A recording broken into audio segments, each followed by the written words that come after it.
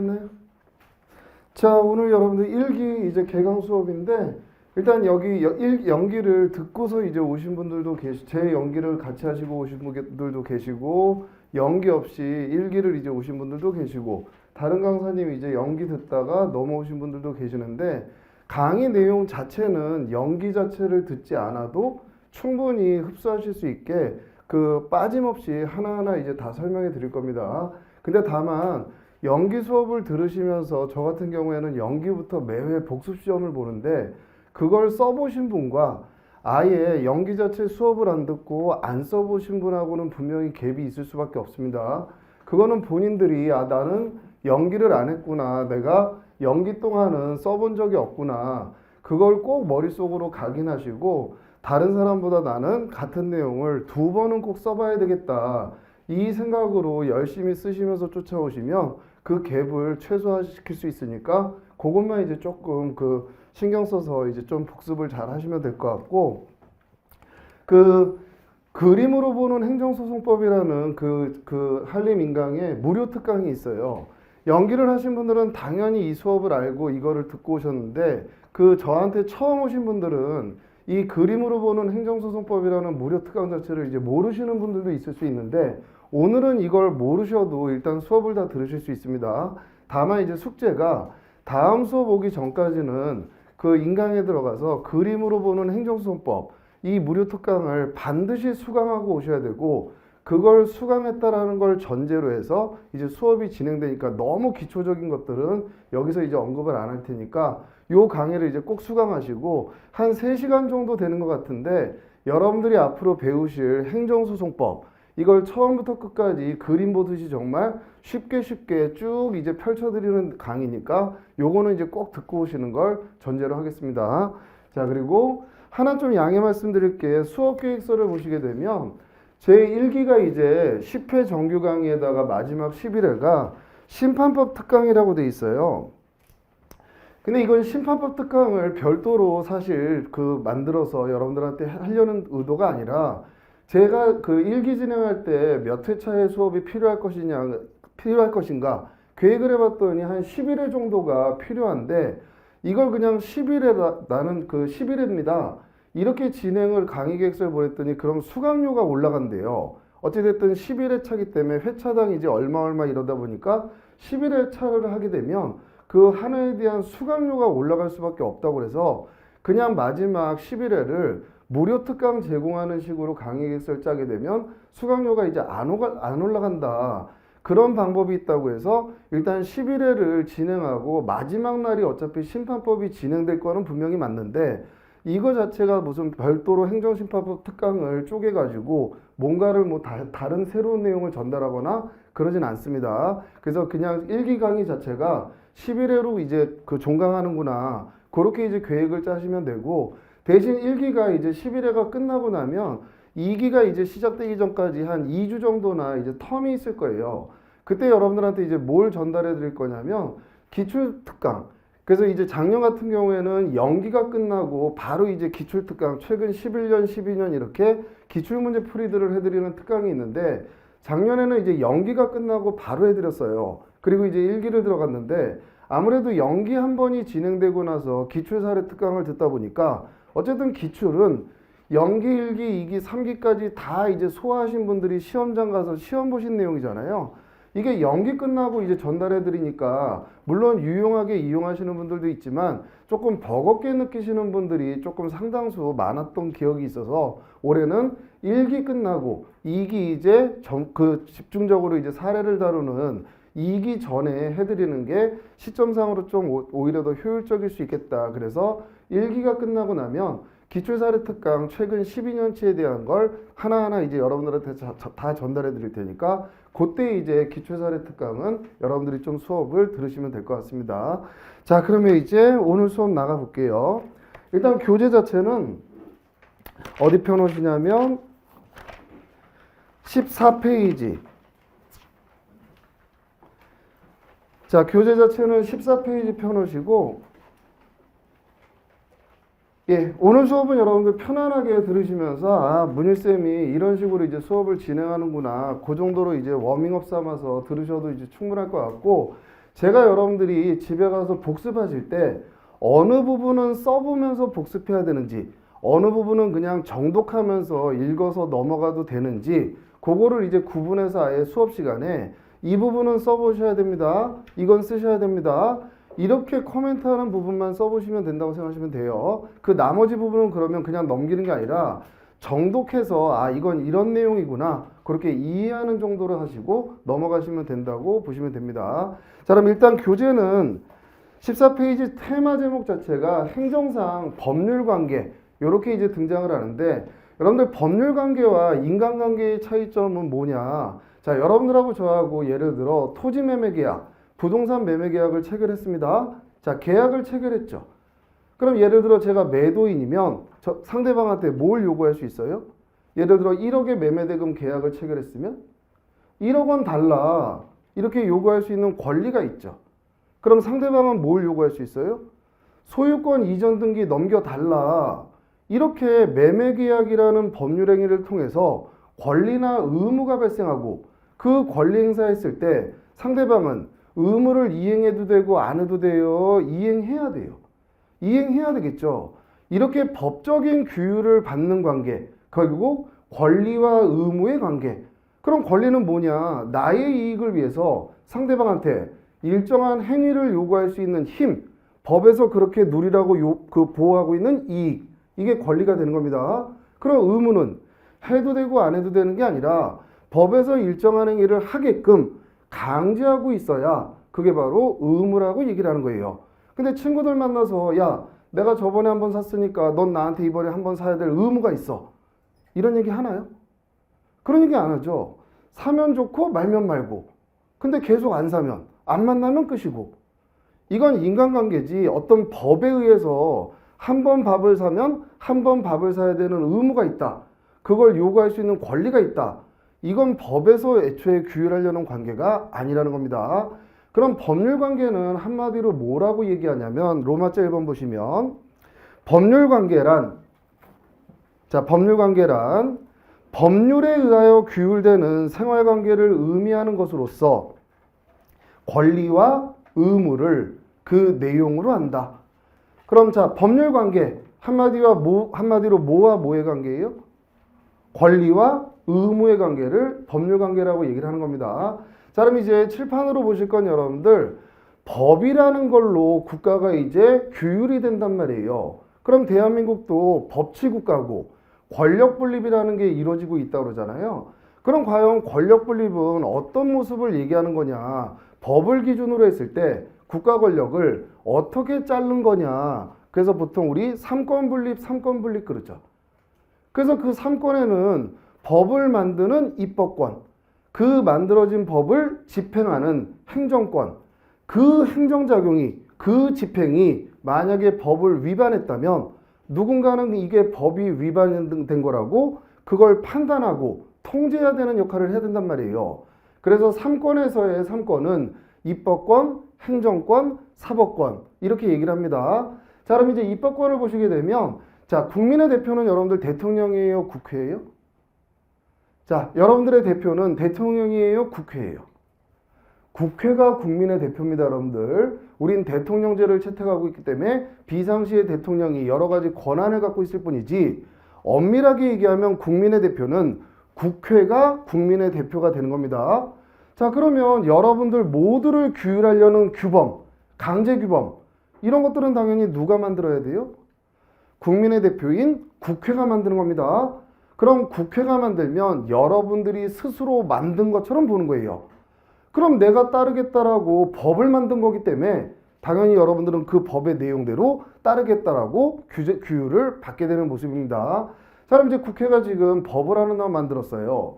자, 청소년들한테 술 파는 업주들이 너무 많다 보니까 청소년 보호법이라는 법을 만들면서 청소년한테 주류 제공하면 그에 대한 제재를 해야 되겠다. 그래서 앞으로 누구라도 청소년한테 주류 제공하는 일이 있으면 행정청은 그 영업주에게 영업정지 처분을 할 수 있다.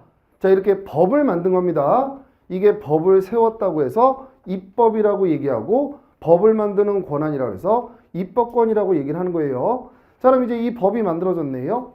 청소년한테 주류 제공하면 행정청은 영업정지 처분할 수 있다. 그럼 이 법이 언제 만들어졌냐면 2022년 1월 1일자에 법이 만들어지고 효력이 발생했어요. 그럼 그 이전에는 이런 법 규정이 없었던 겁니다. 그럼 만약에 갑이라는 사람이 2019년에 청소년한테 술 판 적이 있어요. 자, 이 법은 2022년 1월 1일에 효력이 발생한 겁니다. 그전에는 이런 법이 없었어요. 근데 갑이라는 업주가 2019년에 청소년한테 술 팔았어요. 그럼 이 당시에는 이 갑이라는 애는 자기가 청소년한테 술 팔면 영업정지 처분 받는다라는 걸 알아요, 몰라요? 모르죠. 그런 법이 없었으니까. 그럼 3년 뒤에 만들어진 법으로 이 사람을 제재하면 돼요, 안 돼요?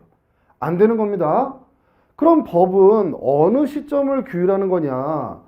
효력이 발생한 장래에, 앞으로 오늘 시점 이후, 이 1월 1일 이후에 장래에 누구라도, 대한민국 내에 있는 누구라도 청소년한테 주류를 제공하는 사실이 발생한다면 영업정지 처분할 수 있는 거야.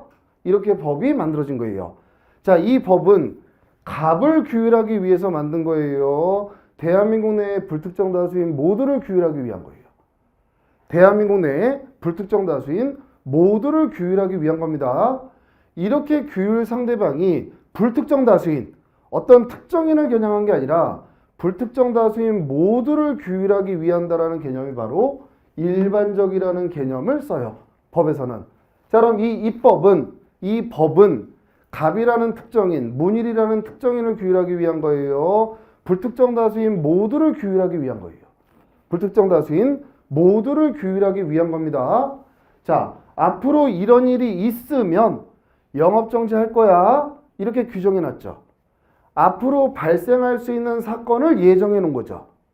그럼 이미 과거에 발생한 이걸 규율하기 위해서 만든 거예요? 아닙니다. 앞으로 누구라도 이런 일이 생기면 그때는 이렇게 제재할 거야. 이게 바로 추상적 규율이라는 거예요. 자, 그럼 법규범은, 자, 입법은 이거 자체로 국민한테 직접적인 영향을 미치는 게 아니라 앞으로 국민 누구라도 이런 행동을 하게 되면 그에 대한 제재를 받을 수 있습니다.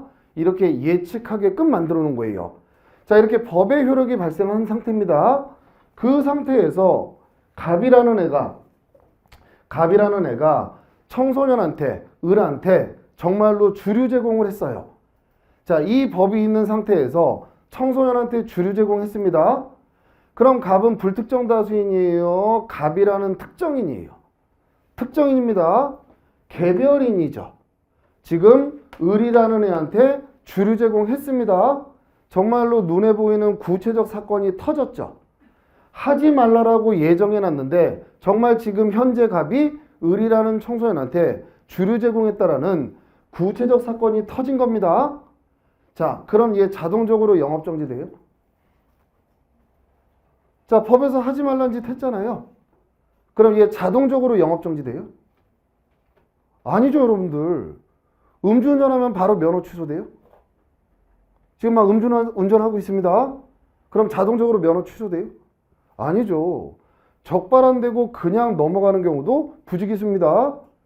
그럼 이 경우에 얘한테 영업정지라는 효과가 발생하는 건 구체적 사건이 터졌다고 해서 바로 영업정지가 되는 게 아니에요. 그럼 이 법 자체만으로 직접 얘한테 영향을 미친다는 거예요? 안 미친다는 거예요? 안 미친다는 겁니다. 그럼 이 법규범이 갑한테 직접 영향을 미치려면 행정청이 이 사실을 적발해야 돼요. 그럼 을이라는 청소년한테 주류 제공했네. 그럼 법에서 영업정지할 수 있다라고 돼 있죠. 그럼 행정청은 법에서 영업정지 처분할 수 있게 해놨기 때문에 내가 너한테 영업정지 처분을 할 거야. 그래서 영업정지 1개월. 이 법을 집행하는 거예요. 이게 바로 행정이라는 개념이에요. 그럼 행정은 국회가 만든 법규범을 실제 구체적 사건에 집행하는 거, 이런 작용들을 행정작용이라고 하고 행정권이라고 얘기를 하는 겁니다. 이건 대통령을 수반으로 하는 행정부가 권한을 갖게끔 만들어 놓은 거고요. 자, 근데 만약에 여기서 을이 진짜 청소년이면 이 영업정지 처분은 위법해요, 적법해요? 청소년이에요, 진짜. 그럼 이 영업정지 처분은 위법해요, 적법해요? 아, 적법하죠, 당연히. 근데 이 을이 성인일 수도 있죠. 그럼 분명히 객관적으로는 을은 성인인데 행정청은 얘를 청소년이라고 잘못 알았어요.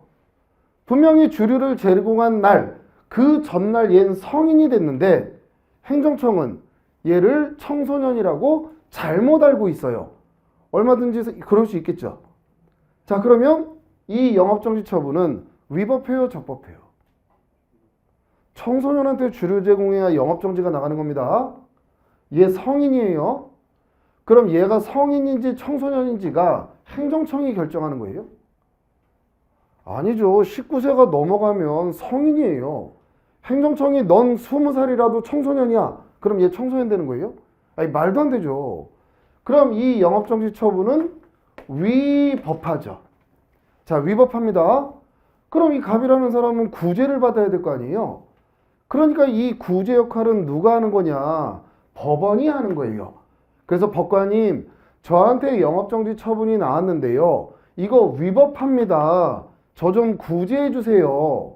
그럼 법원은 어떤 역할을 하는 거냐? 갑이 을한테 술을 제공한 사실은 있나? 아, 제공한 사실은 있네. 그럼 얘가 청소년인가 성인인가? 사실 확정을 해야 될 거 아니에요? 그래서 사실 조회를 해봤네요. 얘 성인이었어요. 그럼 결국 청소년한테 주류 제공한 게 아니죠. 행정청이 사실관계를 잘못 알고 한 거죠. 그럼 얘는 성인이라고 판단되면 이 영업정지 처분은 적법해요, 위법해져요? 위법해지는 겁니다. 그럼 법원은 이 법을 해석하고 사실관계를 확정해서 이 법 집행이 위법인지 적법인지를 판단하는 거예요. 결국 법을 적용해서 구체적 분쟁을 해결하는 게 바로 법원의 역할. 이걸 사법권이라고 얘기하고 이렇게 대법원을 최고법원으로 하는 법원들을 사법부라고 얘기를 하는 겁니다. 그럼 위법하니까 법원은 이 영업정지 처분을 취소해줘요. 그럼 얘는 다시 원래대로 영업을 할 수 있게 되는 겁니다. 이게 바로 입법권, 행정권, 사법권. 자, 그럼 여기서 이제 하나만 여러분들 꼭 기억하실 게 지금 이 영업정지 처분, 이건 법을 집행한 거죠. 그럼 이 영업정지 처분이 없는 상태에서는 입법 자체만으로는 얘가 영업정지되는 효과가 발생해야 안 해요. 그냥 청소년한테 술 팔면 영업정지 돼버려요? 아닙니다. 그럼 이렇게 행정청이 얘 법을 집행해서 얘 영업을 못하게끔 만드는 작용, 이걸 처분이라고 얘기해요. 자, 처분이라고 얘기합니다.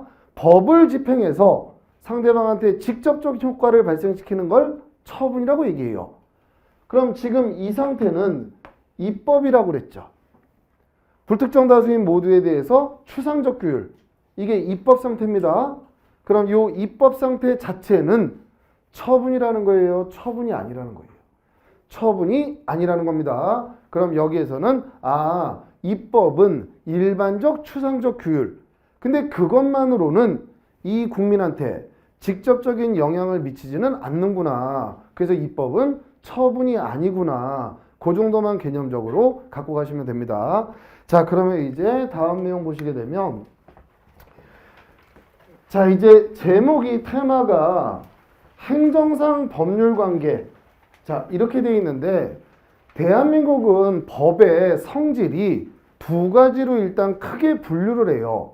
이렇게 법 자체를 공법과 사법, 이렇게 분류 자체를 두 개로 나누는 국가를 보통 대륙법계, 대한민국이 독일의 법계를 갖고 왔기 때문에 대륙법계라고 얘기를 하고, 그 법을 어떻게 크게 두 개로 나누느냐, 하나는 공법, 또 다른 하나는 사법, 이렇게 분류를 해요.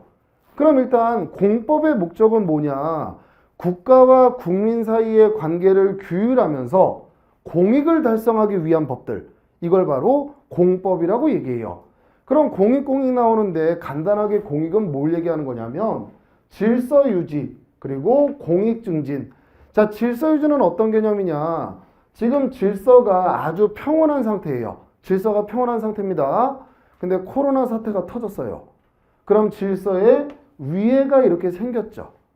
그럼 이 코로나 사태를 극복하기 위해서 여러분들 거리두기 하고 영업시간 제한하고 이 위해를 제거하기 위한 작용들이 바로 질서 유지라고 보시면 돼요. 자, 그럼 공익증진은 뭐냐? 기초생활보호 대상자들 있죠. 다 국민들이잖아요. 그럼 지금 상태보다 한 단계 더 높게끔 잘 살게 만들어줄 필요가 있죠. 그러니까 기초생활수당도 주고 노령연금도 주고 이런 활동들을 하는 것들을 바로 공익증진이라고 공공복리 이렇게 생각하시면 됩니다. 그럼 결국 이 공법의 내용들은 질서유지, 공공복리 증진 이런 내용들을 담고 있는 법들을 공법이라고 생각하시면 돼요. 그 중에 가장 대표적인 게 앞으로 우리가 공부할 행정법이라고 보시면 됩니다. 자, 그럼 사법은 뭐냐? 대등관계의 인격체. 여러분들하고 저하고 누가 높아요? 법적으로 다 대등한 인격체예요. 대등한 인격체입니다. 대등한 인격체 사이에서 얼마든지 매매계약, 임대차 계약 이런 거 체결할 수 있죠. 그때 여러분들 이 인격체들은 어떤 생각을 해요? 상대방한테 봉사하는 마음으로 계약을 체결해요? 아닙니다. 각자 자기한테 경제적으로 어떤 내용을 삼는 게 유리할까 이걸 기준으로 해서 접근해서 서로 자유로운 의사합치에 의해서 계약을 체결하면서 만나는 관계 이런 관계들이 대표적으로 사법관계라고 얘기를 해요. 이 사법을 여러분들이 잘 아시는 대표적인 법이 바로 민법이라고 생각을 하시면 됩니다. 자, 그럼 대한민국 국회에서 어떤 법이 하나 만들어져 나왔어요. 자, A라는 법이 하나 만들어져 나왔습니다. 그럼 그 법은 공법일 수도 있고 즉 행정법일 수도 있고 그 법은 사법일 수도 있는 거예요. 그럼 만약에 그게 공법, 행정법이라면 당연히 그 내용은 공익달성 이걸 내용으로 담고 있는 모습이 될 겁니다. 근데 만약에 그 내용이 사법이라면 그 법의 내용은 각자 여러분들이 경제적 이익 추구를 위해서 만났을 때 어떤 걸 기준으로 계약을 체결하는지 그런 내용들을 담고 있다라고 생각을 하시면 됩니다. 자, 그러면 우리 대한민국의 법은 어떤 법과 어떤 법으로 일단 크게 분류를 나눌 수 있다고요? 행정법, 이걸 공법으로 생각하시면 됩니다. 행정법으로 만나는 법률관계가 있을 수 있고 민법, 사법에 의해서 만나는 법률관계가 있을 수 있다는 거예요. 자, 그럼 이제 여러분들이 공인노무사 자격증을 취득하기 위해서 공부를 하니까 분명히 대가를 받고 보수를 받고 근로를 제공하는 관계인데 이 근로를 제공하는 관계의 모습도 굉장히 법에서는 다양한 모습이 있어요. 그럼 그 모습을 이제 한번 보겠습니다. 자, 지금 갑이라는 애가 9급, 7급, 5급 공개 경쟁 채용 시험을 통해서 공무원이 되고 싶어요. 그럼 이 경우에는 공무원, 이런 임명직 공무원은 어떻게 뽑는 거냐? 얘가 낮은 지위에서 신청해요.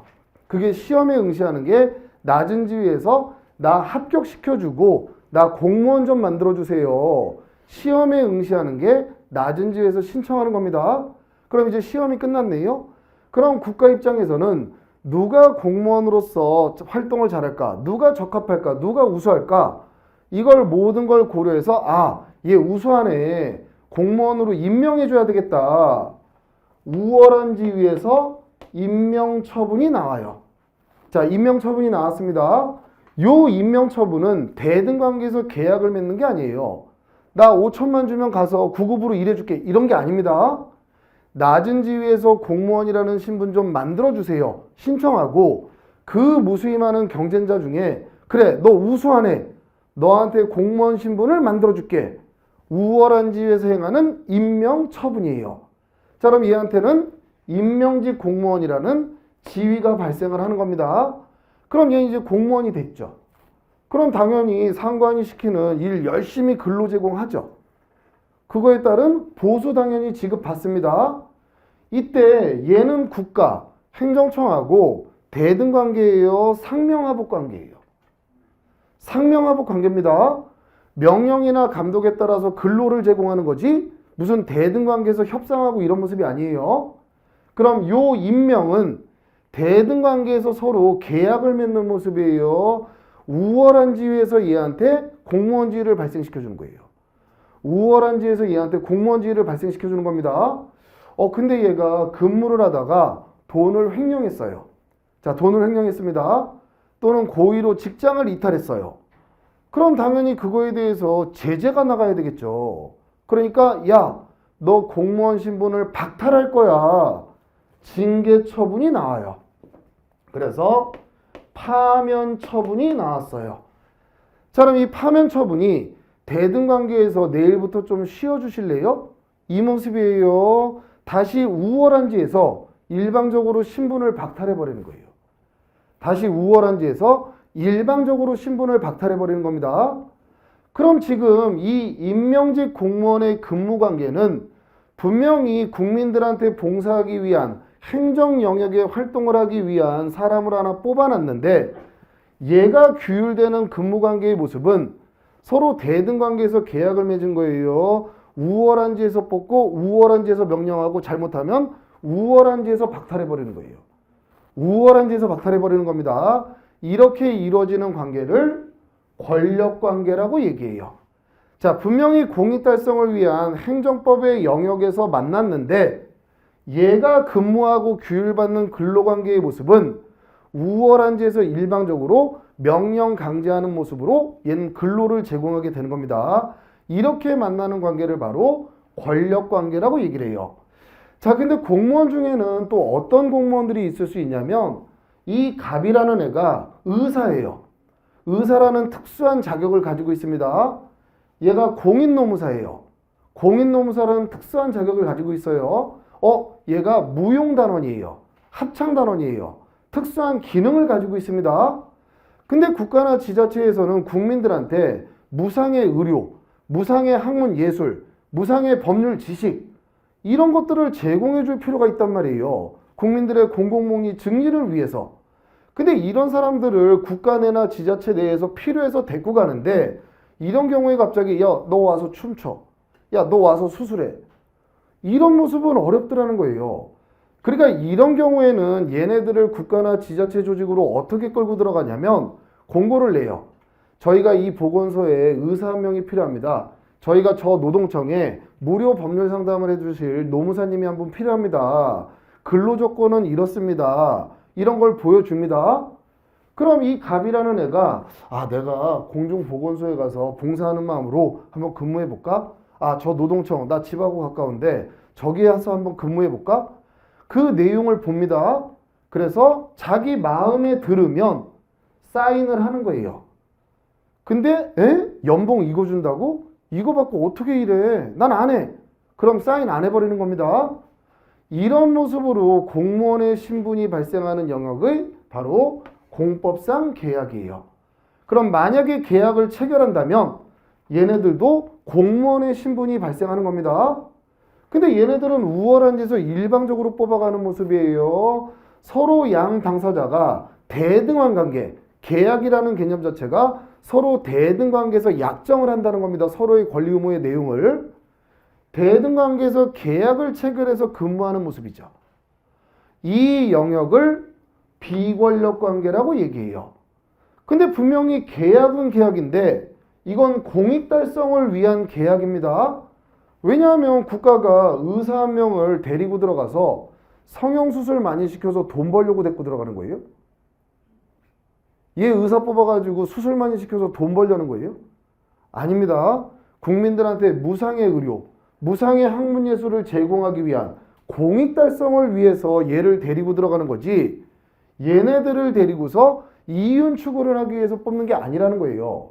그럼 이 계약은 대등관계에서 맺어지지만 공익 추구를 위한 영역에서 맺어지는 계약이라는 겁니다. 자, 이제 계약이 체결됐어요. 열심히 이제 근무하고 있습니다. 얘네 분명히 신분 공무원 맞아요. 이런 애들을 계약직 공무원이라고 얘기합니다. 열심히 근로 제공을 하고 있는데 어느 날 갑자기 내일부터 출근하지 마세요. 이렇게 해촉이 나와요.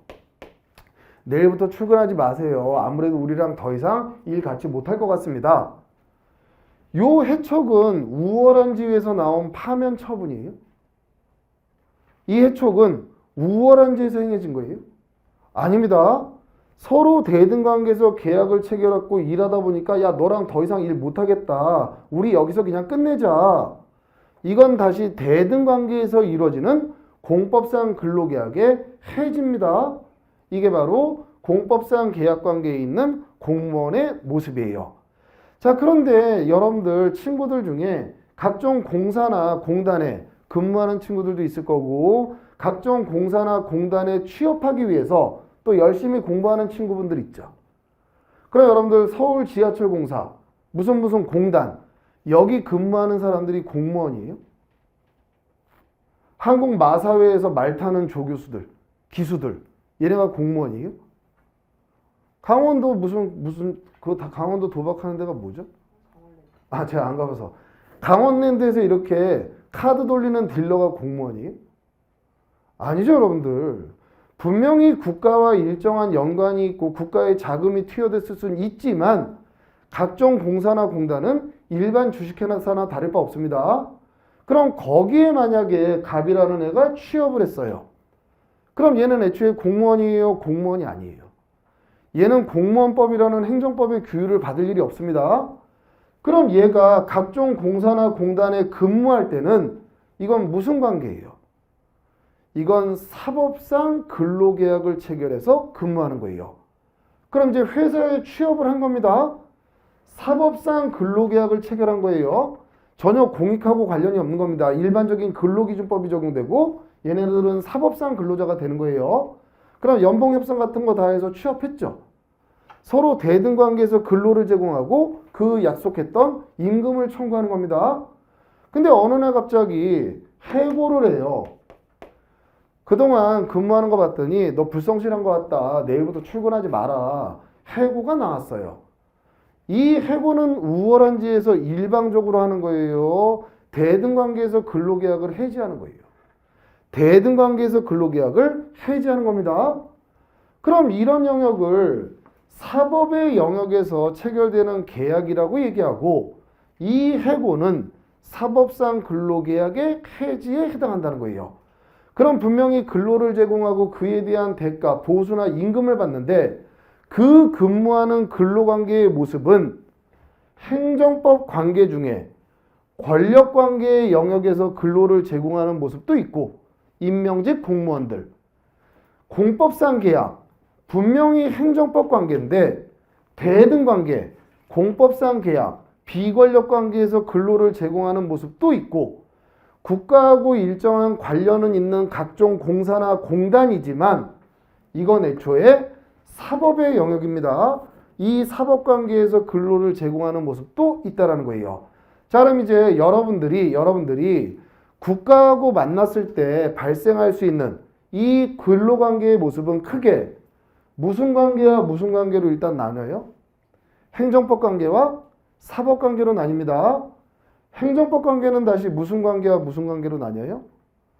권력 관계와 비권력 관계로 나뉘는 거예요. 그럼 권력 관계에서 이루어지는 임명, 파면 이건 대등관계에서 이루어져요. 우월한지에서 이루어지는 거예요. 우월한지에서 이루어지는 법집행입니다. 이런 작용들을 모두 통틀어서 행정법에서는 처분이라고 얘기해요. 자, 그럼 여러분들 과세처분, 운전면허 취소처분 이런 표현들 뉴스 같은 거 보시면 가끔 많이 들으실 수 있습니다. 과세처분, 여러분들한테 세금 매기는 거 이게 대등관계에서 세금 내달라고 요청하는 거예요? 아닙니다. 우월한지에서 일방적으로 납세 의무를 발생시키는 거예요. 음주운전 면허 취소 처분. 그럼 음주운전을 했다라는 이유로 면허를 취소하는 처분입니다. 이게 대등관계에서 나와요. 우월한지에서 나오는 거예요. 우월한지에서 나오는 거예요. 이런 모든 작용들, 개별 명칭은 다 다르지만 조세부과, 임명, 파면, 면허 취소, 개별 명칭은 다 다르지만 행정청이 국민보다 우월한지에서 행하는 작용들, 이걸 통틀어서 행정법에서는 처분이라고 이름을 붙인 겁니다. 자, 그럼 이렇게 여러분들이 어떤 관계로 국민을 만나는지 그 모습을 이렇게 쫙 나눠봤잖아요. 행정법 관계로 일단 만났는지 민법, 사법 관계로 일단 만났는지 일단 두 개를 나눠놓고 행정법 관계로 만났더라도 공법 권력 관계로 만났는지 비권력 관계로 만났는지 이걸 나눕니다. 그럼 처분은 어느 관계에서 나온다고요? 자, 처분은 어느 관계에서 등장하는 작용이에요? 권력 관계에서 등장하는 작용입니다. 이걸 나누는 궁극적인 목적이 뭐냐? 결국 만약에 위법한 작용이 이루어졌다면, 자, 위법한 작용이 이루어졌다면 여러분들은 궁극적으로 이제 어디 가서 구제를 받아야 돼요? 여러분들한테 위법한 작용이 이루어졌어요. 그럼 여러분들은 궁극적으로 어디에 가서 구제를 받아요? 법원에 가서 구제를 받는 겁니다. 근데 소송은 종류가 딱 하나가 있는 게 아니라 무슨 구제 소송 이런 거 하나가 있는 게 아니라 어느 관계에서 발생한 분쟁이냐, 어떤 작용을 구제받고 싶은 거냐, 이거에 따라서 소송의 종류가 다양하단 말이에요. 그럼 예를 들어 여러분들이 국가하고 행정법 관계에서 만났어요. 자, 일단 행정법 관계에서 만났습니다. 거기에서 법상 분쟁이 발생했어요. 그럼 여러분들은 무슨 소송을 제기해야 되는 거냐? 행정소송을 제기해야 돼요. 행정법의 규율을 받는 법률 관계에서 분쟁이 터졌다면 그건 행정소송을 제기해야 되는 겁니다. 근데 만약에 여러분들이 국가하고 민법에 의해서 만났어요. 얼마든지 여러분들 국가하고 사법에 의해서 만날 수도 있습니다. 그럼 일단 민법으로 만났어요. 거기에서 분쟁이 발생했어요. 그럼 그 분쟁을 해결하기 위해서는 무슨 소송을 제기해야 돼요? 행정소송 제기하면 안 받아줍니다. 민사소송을 제기해야 된다는 거예요. 그럼 여러분들하고 국가하고도 얼마든지 민사소송 법정에서 만날 수 있어요? 못 만나요? 얼마든지 여러분들도 국가하고 민사소송의 법정에서도 만날 수 있습니다. 그럼 국가하고 여러분들이 만나는 사법관계는 이제 바로 이어서 보실 거고요. 자, 그럼 일단 행정법 관계로 만나면 무슨 소송 제기해야 돼요? 행정소송 제기하는 겁니다. 행정소송법에 의해서 행정법원이 재판해요. 근데 만약에 사법관계에서 분쟁이 발생했으면 그때 무슨 소송 제기하라고요? 민사소송을 제기하는 겁니다. 자, 행정법 관계에서 만났어요. 근데 권력 관계로 만나는 경우도 있고 공법상 계약, 비권력 관계로 만나는 경우도 있죠. 그럼 권력 관계에서 이루어지는 작용들을 뭐라고 얘기한다고요? 처분이라고 얘기한다고 했습니다. 그럼 갑이라는 애가 임명직 공무원이었어요. 자, 임명직 공무원이었습니다. 파면이 나왔어요. 이건 우월한 죄에서 행해지는 처분이죠. 그래서 파면 처분이라고 얘기합니다. 근데 얘는 의사였어요. 공법상 근로계약을 체결했는데 어느 날 갑자기 해촉을 했어요. 더 이상 공법상 근로계약을 유지 안 하겠습니다. 계약 해지하겠습니다. 해촉이 나왔습니다. 이건 처분이 아니에요. 자, 이 해촉은 처분이 아니에요. 아니죠. 처분은 우월한 짓에서 나와야 돼요. 근데 이 해촉은 대등 당사자 간에 체결한 계약을 해지하겠다. 자유의사에 따라서 얼마든지 계약을 해지할 수 있는 겁니다. 이건 대등 관계에 이루어진 계약의 해지지 처분이 아니라는 거예요. 그럼 이 두 관계를 구별하는 또 목적이 있단 말이에요. 자, 일단 둘 다 행정법 관계죠. 그럼 일단 행정소송 가는 건 당연한 거예요. 근데 권력 관계와 비권력 관계로 나뉘죠. 그럼 이걸 나누는 목적은 행정소송도 종류가 하나만 있는 게 아니에요. 행정소송은 다시 항고소송과 당사자 소송으로 나뉘어요. 그럼 항고소송은 뭐냐? 낮은 지위에서 처분으로 침익을 받은 국민이 낮은 지위에서 불복해보기 위해서 반항하기 위해서 가는 소송을 항고소송이라고 얘기해요. 그럼 항고소송의 대상은 처분을 가지고 와야 돼요. 자, 항고소송은 여러분들이 낮은 지위에서 조세부가 처분이 나왔어요. 운전면허 취소 처분이 나왔습니다. 파면 처분이 나왔어요. 이게 위법했어요. 법관님, 이 처분 좀 제거해 주세요. 이 처분이 위법하고 제 권리를 침해합니다. 이 처분을 다투기 위해서 만들어 놓은 게 바로 항고소송이에요. 그럼 당사자 소송은 뭐냐? 행정법 관계 안에서도 대등관계 얼마든지 있을 수 있죠. 행정법 관계 안에서도 대등관계 얼마든지 있을 수 있죠. 이 대등관계에서 발생한 법률상 분쟁을 좀 해결해 주세요. 이렇게 제기할 때가 당사자 소송의 대상이에요. 자, 그럼 이제 임명직 공무원입니다. 파면 처분 나왔어요. 무슨 소송 제기해서 구제받아야 돼요? 무슨 소송 제기해서 구제받아요? 항고소송 제기해야 됩니다. 얘 계약직 공무원이었어요. 해촉됐어요. 이게 위법했어요. 그럼 얘는 무슨 소송을 제기하라는 거예요? 당사자 소송을 제기해야 됩니다. 갑이라는 애는 각종 공사 공단의 직원이에요. 항공마사회에서 말 타는 기수입니다. 근데 어느 날 갑자기 출근했더니 내일부터 나오지 말래요. 집에 가래요. 해고 당했어요. 그럼 이 해고가 만약에 위법 부당하다면 얘는 무슨 소송을 제기해서 구제받으라는 거예요? 민사소송을 제기해서 구제받으라는 겁니다. 자, 그런데 여러분들 국가공무원법을 보게 되면 파면, 해임, 정직, 직위해제, 감봉, 견책 이런 징계 처분의 종류가 다양하고 그 명칭들이 아주 멋스럽게 잘 만들어놨단 말이에요.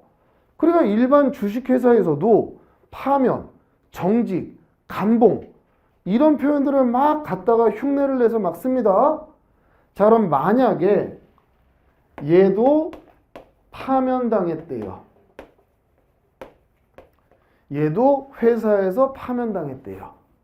자, 임명직 공무원한테 파면이 나왔습니다. 이건 진짜 처분이 맞죠?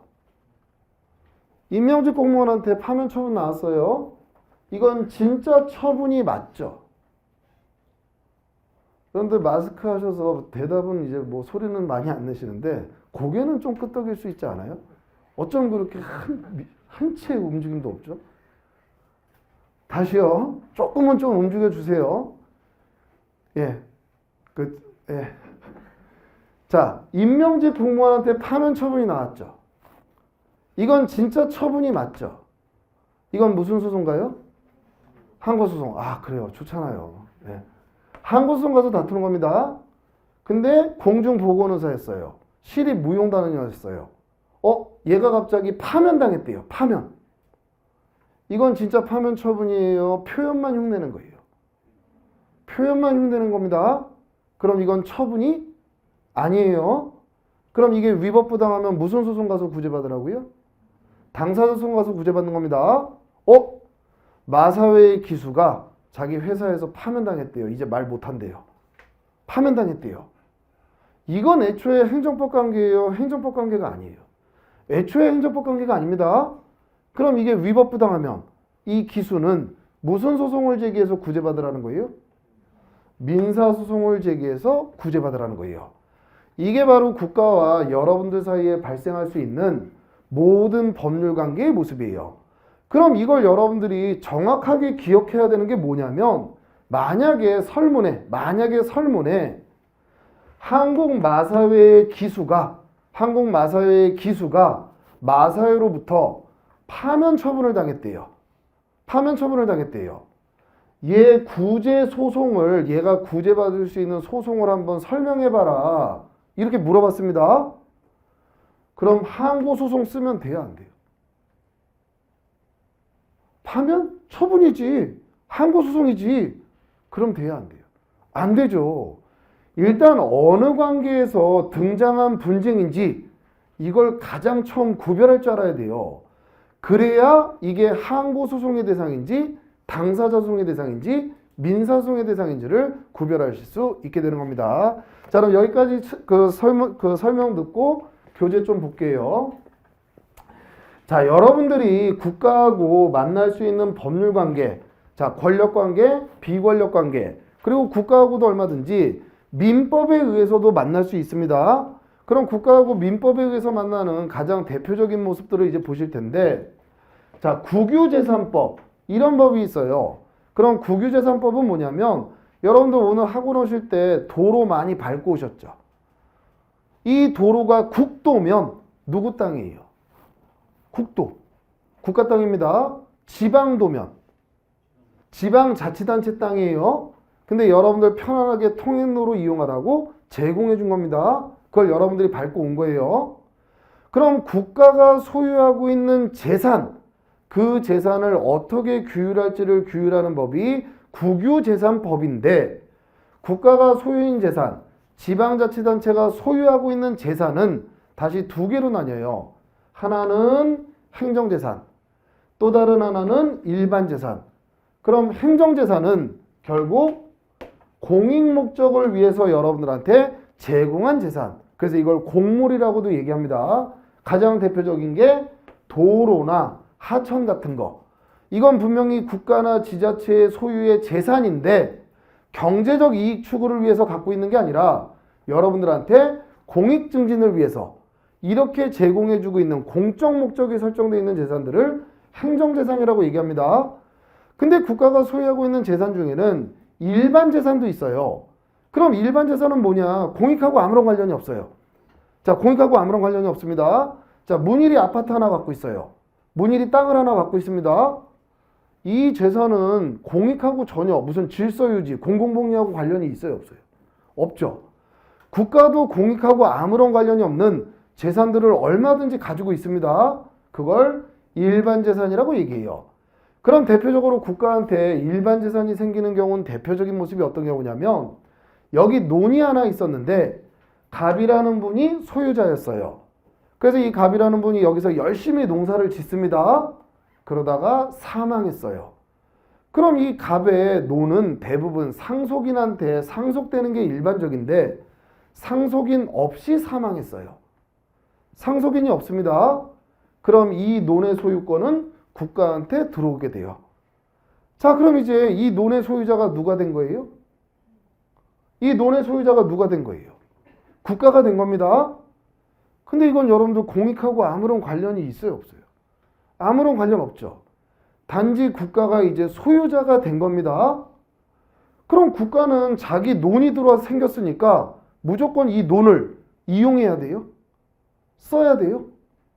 아니라는 거예요. 이건 공익하고 관련 없이 국가가 단지 소유자가 됐기 때문에 마침 옆에서 을이라는 농사 짓는 분이 있었네요. 이 논이 사고 싶어요. 그럼 얼마든지 국가하고 매매 계약을 체결해서 을이 사갈 수 있어요. 당장은 국가가 팔고 싶은 마음이 없어요. 근데 을이라는 사람이 2년, 3년만 빌려달래요. 그럼 얼마든지 을하고 임대차, 대부계약 이런 계약을 체결해서 얘한테 월세 받고 쓰게 해줄 수 있습니다. 그럼 이때 요 일반 재산으로 을이라는 국민이 국가를 만날 때는 국가가 무슨 공익을 고려해요? 월세 얼마 받는 게 나한테 유리할까? 이거 매매대금 얼마 받는 게 유리할까? 경제적 이익을 추구해요. 경제적 이익을 추구합니다. 이렇게 만나는 관계가 바로 국고관계, 사법관계예요. 그럼 민법에 의해서 이런 계약들도 얼마든지 체결할 수 있는데 국고라는 표현은 왜 만들었느냐? 원래 민법, 백성민자, 원래 민법의 규율 대상은 여러분들하고 저란 말이에요. 근데 지금 일방 상대방이 국가죠. 일단 국가는 국민은 아니잖아요. 근데 국가도 여러분들하고 얼마든지 민법으로 만날 수 있죠. 그러니까 여기에서는 표현 하나만 더 만들어낸 거예요. 국고관계. 그럼 국고관계는 뭐냐? 여러분들이 국가하고 민법으로 만나는데 국가가 금고의 주인, 돈의 주인으로서 여러분들 만나는 모습이니까 요걸 사법관계가 아닌 국고라는 표현을 하나 더 써보자. 그렇게 등장한 게 바로 국고관계예요. 자, 그럼 또 국고관계에 어떤 게 있을 수 있느냐? 국가가 지금 공무원 기숙사를 하나 지으려고 그래요. 자, 국가가 공무원 기숙사를 하나 지으려고 합니다. 그럼 당연히 여러분들 국가는 건설사를 찾아야 되겠죠. 이때 갑자기 국가가 현대건설에 가서 야 와서 저 이래요? 아니죠, 여러분들. 누구하고 공사계약을 체결해서 공사를 맡기고 이렇게 할지 국가는 경제적 이익을 추구한단 말이에요. 그럼 A라는 건설사가 가장 좋은 가격에 시공 능력도 좋아요. 그럼 국가가 얘하고 이 건축물에 대해서 공사계약을 체결할 때는 우월한 짓을 하는 거예요. 자기 돈을 어떻게 경제적으로 쓸지 이걸 머리에 두고 계약을 체결하는 거예요. 자기 돈을 어떻게 쓰는 게 더 효율적인지 더 이익이 되는지 이걸 가지고 계약을 체결하는 겁니다. 이런 계약을 체결할 때 역시 민법에 의해서 체결하는 공사 도급계약이라는 거예요. 그럼 만약에 이 공사계약과 관련해서 법적 분쟁이 터졌어요. 국가가 공사대금을 안 주네요? 또는 건설사가 건물을 졌는데 하자가 발생했네요? 그럼 이때 발생한 분쟁은 무슨 소송을 제기해서 구제받으라는 거예요? 민사소송을 제기해서 구제받으라는 겁니다. 자, 이 내용까지 이제 교재 보고 정리해볼게요. 자, 14페이지. 로마자 1번에 1번 행정조직법적 관계. 여긴 가볍게 한번 읽어보시고 여러분들 진짜 공무원의 근무 관계는 민법 관계예요? 행정법 관계예요? 행정법 관계입니다. 그것만 보시면 돼요. 생각하시면 돼요. 자, 2번에 행정작용법적 관계. 반가로 1번에 공법 관계. 권력 관계. 첫째 줄. 공권력의 주체로서 우월한 지위가 인정된다. 바로 밑에 가로 안에 끝에 처분에 의하여. 자, 처분은 무슨 관계에서 나온다고요? 처분은 무슨 관계에서 나온다고요? 권력 관계에서 이루어지는 작용이 처분입니다. 처분에 의하여 국민의 권리 의무를 발생 변경 소멸시키는 관계.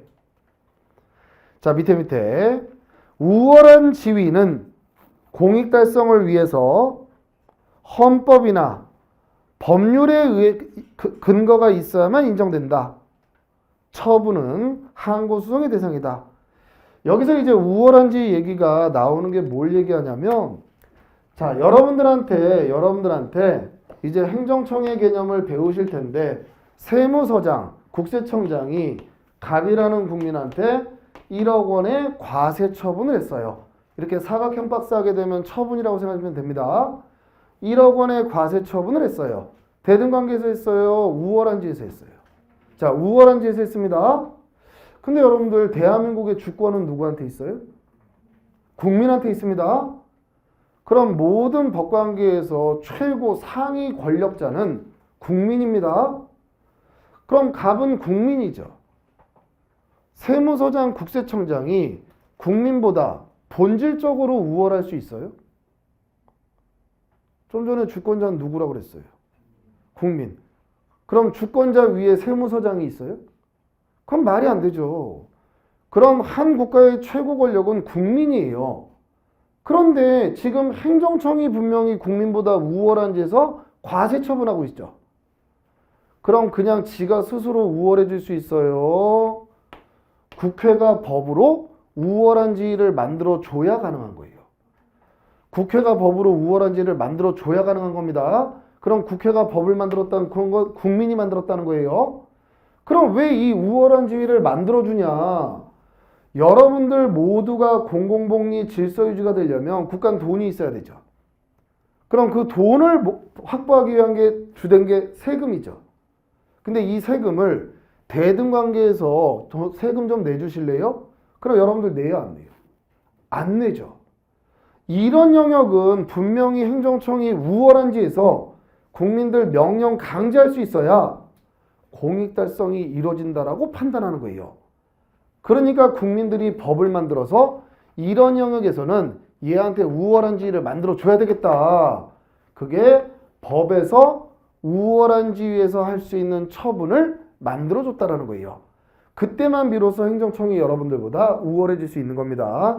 자, 그러면 밑에 판례 1번 국가인권위원회의 성희롱 결정. 너희 사업장에서 발생한 거 성희롱 맞다. 이에 따른 시정조치 권고. 그 가로 안에 행정지도는 신경 쓰지 마세요. 자, 그럼 밑에 사용자에게 일정한 법률상 의무를 발생시킨다. 그럼 시정조치 권고를 받은 사용자는 그 회사는 매년 성희롱 예방교육을 실시해야 될 의무가 발생해요. 자, 그럼 여기서 과세 처분 나왔죠. 그럼 이 국민한테 뭐가 발생해요? 1억 원의 납세 의무가 발생하는 겁니다. 대등관계에서 계약 맺은 거예요? 우월한 지에서 처분으로 발생시킨 거예요? 우월한 지에서 처분으로. 그럼 만약에 시정조치 권고 떨어지게 되면 이 사업자는 매년 성희롱 예방교육을 실시해야 될 의무가 발생된다는 거예요. 그럼 이건 당연히 항고소송의 대상이 되는 처분이다. 밑에 처분에 해당한다. 우측에 2번 판례 맨 앞에 파면 처분만 신경 쓰세요. 나머지는 다른 내용들을 많이 배우셔야 됩니다. 2번 판례 파면 처분. 이거 임명직 공무원에 대한 진짜 처분입니다. 진짜 처분이에요. 그럼 무슨 소송의 대상이에요? 항고소송의 대상. 그럼 밑에 보충 박스는 이건 외우라는 개념이 아니라 앞으로 여기 등장하는 표현들이 굉장히 많이 나와요. 파면, 해임, 강등 정직, 감봉 견책.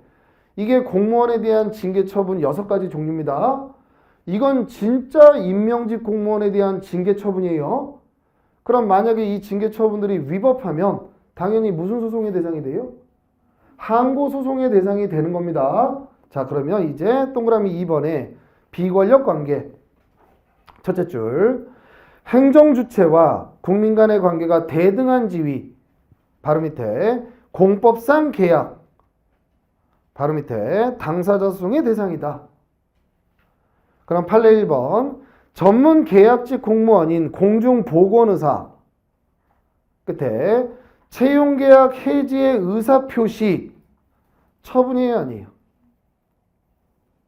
처분이에요, 아니에요? 아닙니다. 맨 밑에 공법상 당사자 소송. 공법상 당사자 소송. 2번의 첫째 줄. 지방직 공무원, 이게 계약직 공무원입니다. 채용계약이라는 표현이 나오죠. 해지 의사표시. 끝에 일반 공무원에 대한 징계 처분과는 다르다. 그 정도 보시면 되고요. 넘기시면 3번에 다섯째 줄 끝에 서울특별시립 무용단 단원의 위촉은 공법상 계약. 따라서 그 단원의 해촉 당사자 소송. 4번에 지방계약직 공무원 옴부즈맨 채용행위. 맨 끝에 처분에 해당한다고 볼 수 없다. 지방계약직 공무원 옴부즈맨이 뭐냐면 여러분들 암행어사 같은 거 생각하시면 됩니다. 그래서 지방의회가 전문적인 어떤 법적 지식을 가진 사람 하나랑 계약을 체결해서 자신들의 지자체 공무원들이 주민들한테 민원은 제대로 제공하고 있나? 근무할 때 불성실하진 않나? 너무 불친절하진 않나? 이런 것들을 감시하게끔 이렇게 보내는 사람들이 옴부즈맨이에요. 얘를 뽑을 때도 우월한지에서 뽑는 게 아니라 서로 대등 관계에서 연봉 같은 거 협상해서 뽑기 때문에 이거 역시도 계약직 공무원에 해당합니다. 그 정도 하고 내용에 보시면 되고, 자 5번은 지금은 안 보실 거예요. 나중에 그 당사자 소송에서 배우실 테니까 지금은 넘어가셔도 충분합니다. 자 방가로 2번에 국고관계. 그럼 여러분들하고 국가하고 민법으로 못 만나요? 민법으로도 얼마든지 만날 수 있다는 거예요? 민법으로도 얼마든지 만날 수 있다는 겁니다. 대표적인 게 둘째 줄. 국유 일반 재산의 매매, 임대차, 대부계약, 물품구매, 공사 도급계약 같은 거. 이건 사법관계에 해당하고 민사소송의 대상이다. 자 그러면 밑에 판례 1번 둘째 줄. 각종 공단 직원의 근무관계. 그렇게 그냥 괄호를 하세요. 공단, 무슨 공단, 무슨 공사, 무슨 뭐 이렇게 있잖아요. 각종 공단, 공사 직원의 근무관계, 사법관계다. 우측에 2번에 서울 지하철 공사 소속 직원에 대한 징계 처분 이렇게 표현하죠. 공사 소속 직원에 대한 징계 처분, 처분이라는 표현 등장하죠. 이게 진짜 처분이에요? 그냥 판결문 쓰다가 딸려오는 거예요.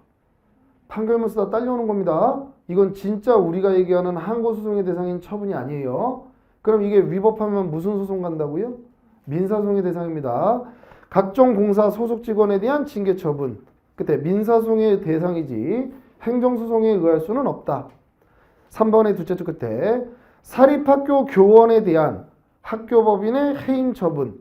여러분들 국공립학교에 근무하는 교원들은 공무원입니다. 교육공무원이에요. 국공립학교에 근무하는 그 교원들은 그럼 그건 무슨 관계예요? 국공립학교에 근무하는 선생님들의 근무관계. 그건 권력관계입니다, 여러분들. 진짜 공무원이에요, 임명직. 근데 사립학교에 근무하는 선생님들은 사법상 근로계약이에요. 그럼 여기 해임 처분이라고 나오죠. 진짜 처분이에요. 이름만 흉내내는 거예요. 이름만 흉내내는 겁니다. 그럼 해임 처분, 밑에 민사소송 절차. 4번에 국유 일반 재산, 대부 매각하는 행위 사법상 계약. 자 그럼 이제 임대차 계약 체결했습니다. 월세 주세요. 이게 우월한 재산 나가는 과세 처분 같은 거예요? 아니죠. 대등 관계에서 임대인이 임차인한테 월세 청구하는 겁니다. 그러면 대부료의 납부고지 역시 사법상 채무 이행을 구하는 것이지 처분이라고 할 수 없다. 5번의 다섯째 줄. 항공마사회, 조교사 또는 기수에 너 말 타라, 면허 부여. 이제 말 타지 마라, 살쪘다. 취소하는 것은 세 줄 내려와서 사법상 법률관계에서 이루어지는 단체 내부에서의 징계 내지 제재 또 처분이다 이렇게 나오죠. 여기서 속으면 안 돼요. 이건 항고소송의 대상인 처분이 아닙니다. 그럼 이게 위법하면 무슨 소송가라고요? 민사소송의 대상이다. 그럼 이 테마에선 여러분들 써보실 거 없습니다. 여기선 써보실 건 없는데 어떤 관계가 그 공법상 계약, 비권력 관계인지 처분은 앞으로 이제 신문나게 보실 테니까 어떤 관계가 일단 행정법 관계 중에 당사자 소송으로 가서 다투는 관계인지 어떤 관계가 사법 관계인지 그거는 여기서 꼭 이해를 하셔서 구별을 하셔야 돼요. 그거를 일단 구별할 줄 알아야 이게 행정소송으로 가는 건지 민사소송으로 가는 건지 그거를 이제 여러분들이 꼭 각인을 하셔야 됩니다. 그래서 작년에도 3기 모의고사 때 이제 작년이죠. 3기 모의고사 때 한국 마사회 사건을 한번 그 구성해가지고 물어봤더니 이거를 다 잊어먹으시고 한국 마사회 징계 처분? 그리고 갑자기 막 항고소송으로 막 쓰려고 하시는 분들이 상당히 많았어요.